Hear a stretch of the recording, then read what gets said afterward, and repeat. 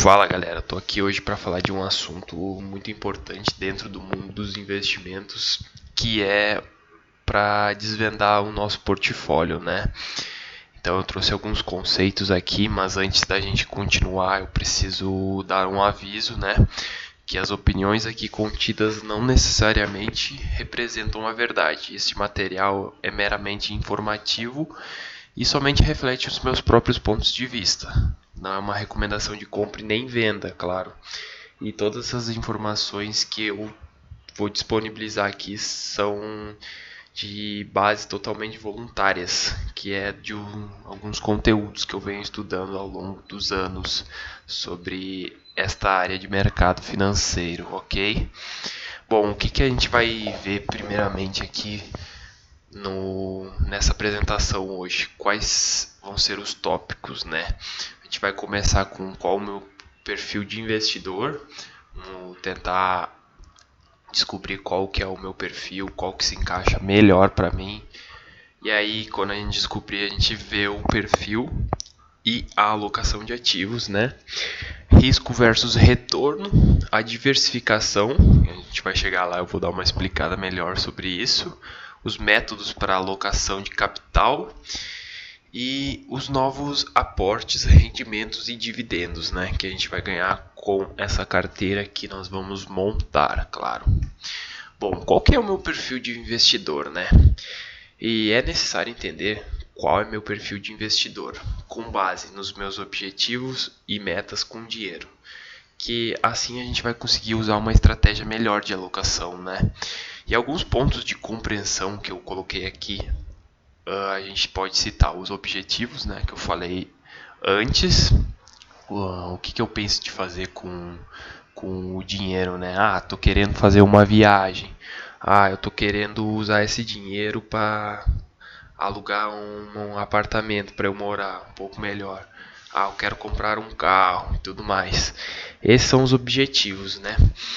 Então a gente vai ter o prazo desse investimento a partir de quando a gente colocar o objetivo, né? E depois a gente vai ver o perfil de risco, porque se é um dinheiro que eu preciso para logo, eu não vou aplicar num lugar onde que tenha muita volatilidade, né? E dando nisso também o nível de conhecimento no mercado. Não adianta nada eu não entender nada de mercado financeiro e pegar e colocar todo o meu dinheiro na bolsa de valores. É claro que eu vou perder todo esse dinheiro, né? Bom, como que eu vou descobrir esse meu perfil? Existem basicamente 3 tipos, né? Que é o conservador, o moderado e o agressivo. De corretora para corretora pode ser que mude esse nome, algumas pessoas vão falar arrojado, mas é basicamente a mesma coisa. E existem basicamente esses 3, né? Toda vez que a gente for abrir uma conta em corretora, a primeira coisa que eles vão te perguntar lá, eles vão fazer um questionamento, que é um teste de suitability, que é uma análise aplicada a fim de verificar se determinados investimentos são adequados para um cliente. Ou seja, eles vão te fazer algumas perguntas e com base na resposta dessas perguntas, assim eles vão te indicar os melhores investimentos. E também, se você se fizer algumas perguntas nesse processo, né, vai facilitar. Por exemplo, qual é o prazo planejado para o investimento? Qual o objetivo com o investimento, como eu já falei antes? E qual é a tolerância a risco também, né? E bom, agora que eu já fiz e descobri qual que é o meu perfil, agora a gente vai entender como que a gente vai alocar esse dinheiro, né? No conservador. Bom, o que ele prefere, né? O conservador ele não suporta muitas volatilidades. Então ele prefere ter mais liquidez, que liquidez é o dinheiro o mais rápido possível, né? E segurança. Então ele vai dar prioridade para esses 2 pontos e não vai se atentar tanto à rentabilidade. No meio de campo ali, o moderado ele tem tolerância a algumas oscilações em troca de uma rentabilidade um pouco maior do que o conservador, né? Já o arrojado, o agressivo, né? Ele tem uma tolerância muito alta às oscilações, mas ele troca essa tolerância por uma rentabilidade mais elevada que os dois anteriores. Então, vamos para o próximo aqui. Agora que a gente já sabe o perfil, faremos a alocação dos recursos de acordo com as metas e objetivos que a gente já estipulou antes, né? Uma boa alocação serve para reduzir os riscos envolvidos, né? Que a gente vai falar mais para frente um pouco sobre riscos, balanceamento. E uma boa alocação serve para reduzir esses riscos, né? Cada ativo possui o seu nível de risco e retorno, ou seja, né, dado certo risco, eu vou ter tal retorno, e dado o retorno, eu terei certo tipo de risco, né? E para a gente fazer uma boa alocação de recursos, a gente precisa ter ativos descorrelacionados, né? O que isso significa? Se eu investir num setor, por exemplo, de saúde, eu tenho que investir próximo no setor bancário. Eles não têm relação nenhuma, né? E agora vamos lá. Renda fixa, né? Indicado para o perfil conservador, porque tem uma rentabilidade mais previsível, não é tão estável e possui a segurança, né? E alguns dos exemplos tem o CDB, Tesouro Direto, né? Que é os títulos do governo, LCI, LCA. LCI significa letra de crédito imobiliário. Você pega e está emprestando o dinheiro para o mercado imobiliário. E na LCA você está emprestando o dinheiro para o negócio, para o agronegócio. Tem os investimentos dos multimercados, né? Fundos de investimento, que mescla vários ativos e classes de ativos. Isso é muito bom para quem tem o perfil moderado, né? Porque ele abrange vários mercados, consegue uma rentabilidade um pouco maior e continua tendo segurança, né? Então você vai conseguir uns fundos de investimentos que eles podem investir em ações, CDBs, LCI, tem previdência privada, fundos de pensão, isso tudo no mesmo lugar que vai atingir vários mercados e tu consegue ter um risco um pouco maior, só que vai evitar que tu tenha lucros muito grandes, né?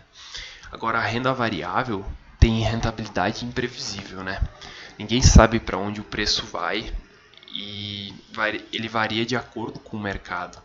Envolve riscos com retornos mais elevados, por exemplo, ações, FIIs, debêntures, ETFs. É o mercado que precifica cada ativo. Então, por exemplo, se sair uma notícia sobre a ação X que foi uma notícia de corrupção, vai acontecer que a ação vai cair, porque elas reagem de acordo a isso, né? Mas no longo prazo, essas ações, FIIs, se tu escolher bons ativos, a tendência é valorizar. E para o conservador, ele nem sempre precisa investir só em renda fixa. Aqui eu trago algum exemplo de tolerância máxima de perdas versus a exposição em renda variável. Então, se tolera 1% de perdas em um dia, a tua exposição deve ser no máximo de 20% do teu capital total, né? De 2%, 30% e tudo mais, e assim segue. E aqui, se tu suporta 15% de variação, assim, de volatilidade num dia, tu pode expor 100% do teu capital, né? Volatilidade não quer dizer perdas, né? Porque tu só vai perder se tu realmente vender o ativo. Então tu pode deixar lá que vai cair esses 15% num dia, no outro dia pode já subir os 15% e assim vai. Assim funciona o mercado de renda variável, né?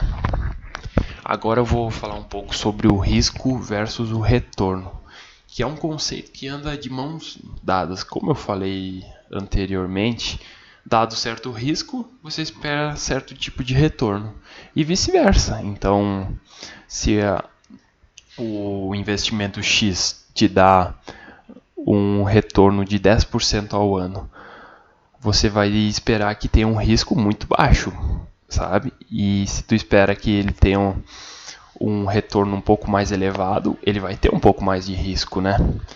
E o risco nada mais é do que a incerteza sobre quais resultados virão e possibilidades de perda, né? Retorno é a quantidade de dinheiro ganho a partir de certo tipo de investimento. Então, se eu vou lá e eu invisto R$ 1.000, por exemplo, final do período que eu investi, eu estou com 1.100, eu tive R$ 100 de retorno, ou seja, 10% de retorno. Esse que é o retorno que eu tive, ok?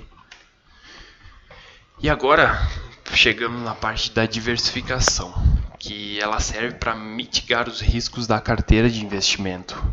A estratégia de diversificação, ela dilui os riscos e maximiza os ganhos, né? E como que eu faço isso?